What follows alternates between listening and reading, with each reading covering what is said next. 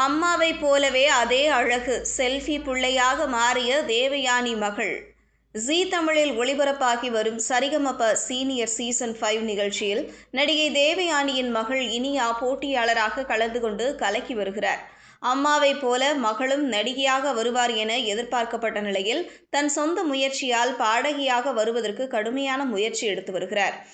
ஒவ்வொரு வாரமும் தன் மகள் இனியாவுக்காக நடிகை தேவயானி இந்த நிகழ்ச்சியில் கலந்து கொண்டு பெற்றோர்கள் அமரும் வரிசையில் அமர்ந்து நிகழ்ச்சியை பார்த்து வருகிறார்.